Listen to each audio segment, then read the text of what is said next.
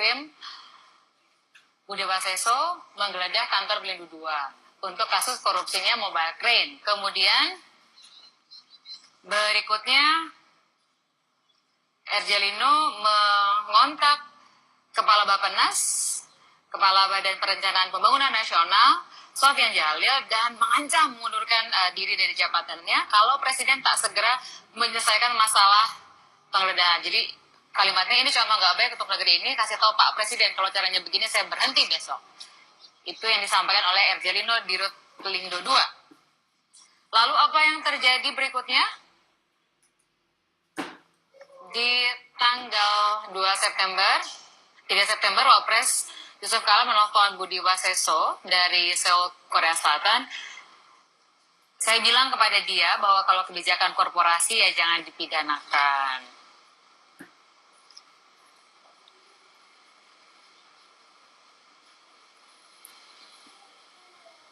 Lalu Menteri BUMN, Badan Usaha Milik Negara, Rini Sumarno menelpon Kapolri Jenderal Badrodin Haiti terkait dengan penggeledahan di kantor PT Pelindo 2. Menteri Rini minta dikabari kalau ada penggeledahan agar tidak mengagetkan orang banyak pakai senjata, itu yang kami lihat. Begitu yang disampaikan oleh Menteri BUMN.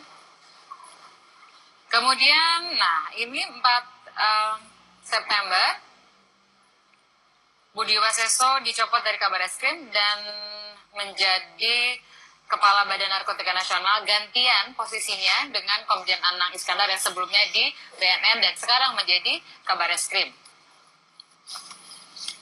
Lalu di bulan Oktober, 13 Oktober 2015, DPR membentuk panitia khusus atau Pansus Pelindo 2. Kemudian 17 Desember kemarin, Ketua Pansus Riki Diah Pitaloka sebagai pimpinan menyampaikan rekomendasi pencopotan Menteri BUMN Rini Sumarno dan Dirut Pelindo 2 Erjelino, lalu penetapan tersangka terjadi Erjelino oleh KPK. Jadi sekali lagi tidak ada keterkaitan meskipun waktunya berdekatan, tapi yang terjadi di KPK adalah proses hukum, yang di DPR adalah proses politik. Akhir tahun yang demikian ramai di Indonesia dalam berbagai riuh rendah isu, dari mulai MKD, Setia Novanto, sekarang perhatian kita kepada hal ini yang berhubungan sama hukum. Tadi teman-teman menyatakan bahwa Prof. Yusril tadinya bersama teman-teman di Pelindo 2 sempat memberikan somasi kepada Pelindo 2. Nah, kalau begitu, sekarang sebetulnya harapan dari teman-teman tuh apa untuk manajemen dan khususnya di Rut Pelindo 2 yang sudah tersangka sebetulnya? Jadi kalau harapan dari kawan-kawan kan seperti ini. Kalau pelabuhan ini kan sebenarnya, apalagi Pelabuhan Tanjung Priok ini kan akan jadi sebuah model utama dari prototipe tol laut dari Bapak Presiden.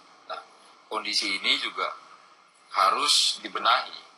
Dwelling time sudah dilakukan. Terus kemudian ada usaha untuk memperbaiki BUMN yang dilakukan oleh Pak Budi Waseso. Kemarin penegak hukum sayangnya diintervensi dan kemudian Pak Budi Waseso akhirnya tersingkirkan. Kemudian saat ini juga KPK ini bahkan sudah beberapa tahun yang lalu dilaporkan ke KPK walaupun baru sekarang dijadikan tersangka, ada tersangkanya. Kemudian dan ada beberapa lagi nama-nama yang kita lihat di laporan BPKB yang kemungkinan juga bisa jadi dia akan menjadi dimintakan pertanggungjawabannya terhadap permasalahan di QCC. Saya pengen tanya sama teman-teman, apa ada hal yang positif nggak selama Erjelino sebagai pimpinan Pelindo 2 menurut Anda?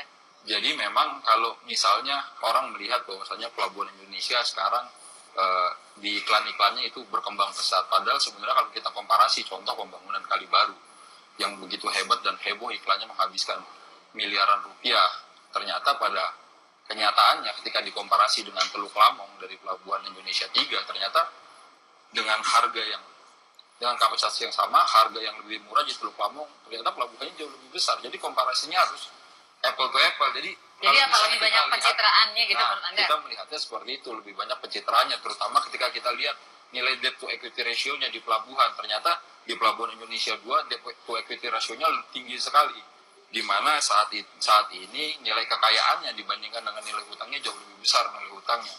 Yang terakhir kali adalah permasalahan di mana ternyata Pelabuhan Indonesia 2 kalah dari Pelabuhan Indonesia 3. Padahal Pelabuhan Indonesia 3 ini ibaratnya setengah kapasitasnya dari Pelabuhan Indonesia 2. Mereka masuk di 20 besar BUMN yang memberikan dividen, di Pelindo 2 tidak masuk di 20 besar perusahaan BUMN yang memberikan dividen. Nah, sekarang kalau misalnya dilihat dari tolak ukur itu, di mana tolak ukurnya? Dinyatakan bahwasannya ternyata Pelindo 2 mendapatkan keberhasilan seperti sekarang ini. Kita harus lihat dari kacamata yang betul-betul real, bukan dari pencitraan, dari satu sisi yang bisa diukur. Nah, untuk bicara tentang masalah transfer teknologi dan yang lainnya, Pelindo 2 seharusnya sudah mempersiapkan yang namanya ketika Undang-Undang 17 tahun 2008 pemisahan fungsi operator dan regulator, di mana Pelindo 2 menjadi operator, seharusnya Pelindo 2 sudah mampu menjadi perusahaan yang menjadi operator yang menyaingi operator-operator dunia lain. Pada kenyataannya, ternyata kan sekarang kan GACT malah justru akan diperpanjang lagi hingga 2039, padahal kontraknya habis 2019. Nah, jadi gini, kalau kemudian publikasi-publikasi terkait dengan performa Pelindo 2, termasuk misalnya ada komentar dari akademisi katakanlah, Anda pada posisi sepakat sama Pak Masinton bahwa ternyata ibaratnya nggak sebagus apa yang tersampaikan di publik? Jadi semua itu kan terungkap di pansus. Kalau kita ikuti jalannya pansus, diungkap di situ satu persatu. Ketika menyatakan GACT ini sudah dirubah komposisi sahamnya dan sudah melakukan perpanjangan, ditanya mana rapat umum pemegang sahamnya. Ternyata di sana tidak ditemukan sama sekali dokumen tentang rapat umum pemegang saham tentang penjualan GACT. Ini fatal. Ini harus ke Pak Alfons. Ya. Pak Alfons, berarti apa yang Anda sampaikan di awal itu terbantahkan dengan apa yang disampaikan oleh Bang Masinton sama Mas Nova? Kalau itu menjadi sebuah fakta hukum, mungkin nanti pembuktiannya di pembuktian hukum. Karena kalau memang rapat umum pemegang saham tidak pernah dilaksanakan dan sebagainya, pertanyaannya yaitu kemana komisarisnya, kemana Menteri BUMN yang membawahi BUMN ini, kan begitu. Ini kan perseroan terbatas ini. Karena kalau kita ngomong Pelindo ini kan undang-undang perseroan ada, undang-undang BUMN ada, undang-undang pengelolaan keuangan negara ada. Jadi kita juga perlu pikir, kalau seperti begini berbagai undang-undang merupakan garis singgung terhadap Pelindo 2 ini, terus leg spesialisnya yang mana yang diangkat? Pada posisi ini kelihatannya Anda pada posisi sepakat sama Bang Masinton dan teman-teman pansus bahwa harusnya Menteri BUMN bertanggung jawab. Menurut saya karena yang mengangkat direktur itu kan menteri. Nah, menteri itu menerima laporan dari semua direktur BUMN. Kalau menurut saya sekarang kita tinggal lihat secara dokumentasi sejauh mana selama ini pengelolaan. Karena menteri pun baru diangkat kan, begitu kabinet. Karena begini, di negeri ini pengangkatan menteri sesuai dengan kabinet. Iya. Pak Jokowi kan baru setahun kan, betul, diangkat. Menterinya baru diangkat. Jadi kalau kita bilang seperti itu juga perlu dilihat praktik bernegara di Indonesia ini. Dan secara hukum, Pelindo ini tunduk pada berbagai peraturan perundang-undangan. Jadi sinkronisasi peraturan perundang-undangan menjadi isu sentral supaya penegak hukum maupun dewan lihat, oh di sini rupanya. Karena kalau tadi dikatakan membandingkan Pelindo sekian, perlu ada accounting performance. Jadi minta ahli lah dengan pendapat. Income statement kayak begini dibandingkan dengan arus barang, bongkar muat dan sebagainya di antara berbagai Pelindo ini, mana yang lebih profit dan sebagainya, baru kita ngomong nantinya. Tapi kalau semua itu belum ada dan baru opini-opini dan wacana, ini juga tidak mudah untuk membuat kesimpulan lewat sebuah pansus. Tapi artinya dalam posisi Anda sebagai kuasa hukum kan Anda setidaknya bagi pandangan orang awam pada posisi meyakini bahwa klien Anda memiliki posisi yang lebih benar ketimbang apa yang dibayangkan publik, gitu nggak kira-kira Pak Alfons? Selama ini secara hukum, sejauh tidak terbukti secara sah dan meyakinkan sampai di putusan pengadilan, saya harus melihat dan beranggapan bahwa klien saya masih ada pada track hukum. Bang Masinton. Jadi begini, saya ingin dulu dengan Pak Alfons tadi. Nah, pertama beliau menyampaikan memang nggak ada pengawasan dari Menteri BUMN kan gitu terhadap Pelindo 2. Terus kemudian itu benar. Nah, yang kemudian di Pelindo itu opini-opini tidak. Kalau di Pelindo itu, di pansus Pelindo itu kita panggil semua nih. Seluruh bahkan Dasben Hongkong kita panggil. Dan keterangan di pansus angket Pelindo 2 adalah di bawah sumpah. Di bawah sumpah. Nah, jadi semua narasi meskipun rekomendasi bukan produk hukum ya, meskipun rekomendasi bukan produk hukum, produk politik, rekomendasi politik, sama kalau ada pelanggaran hukum ke penegak hukum, Oke. gitu. Jadi semua narasumber kita undang dan keterangan di bawah sumpah serta dokumen yang diberikan ke kita, disitulah baru ketahuan. Jadi yang kita sampaikan ini fakta, bukan opini. Fakta hasil penyelidikan di Pansus Pelindo 2. Nah, di situ baru kita tahu, barulah terbelalak mata kita semua. Dari apa tadi yang juga disampaikan Bung Nova tadi, 10 yang saya berkesimpulan malah 10 yang disajikan, ya, diklaim itu sebagai sebuah keberhasilan, 15-nya bohong. Luar biasa, rekayasa yang 10 dilakukan prestasi, 15 sebetulnya. 10 yang disajikan, 15 itu bohong. Luar biasa loh.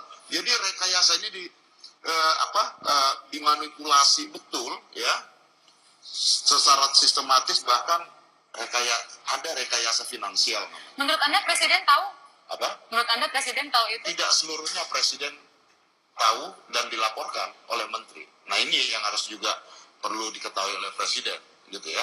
Nah jadi dalam hal ini tentu tadi saya sepakat dengan Bung Alpon tadi bahwa ini menterinya baru coba ya. Terus kemudian baru dilantik di akhir Oktober 2014, ya, baru bekerja November, Desember, bulan ketiga Januari, ya, beliau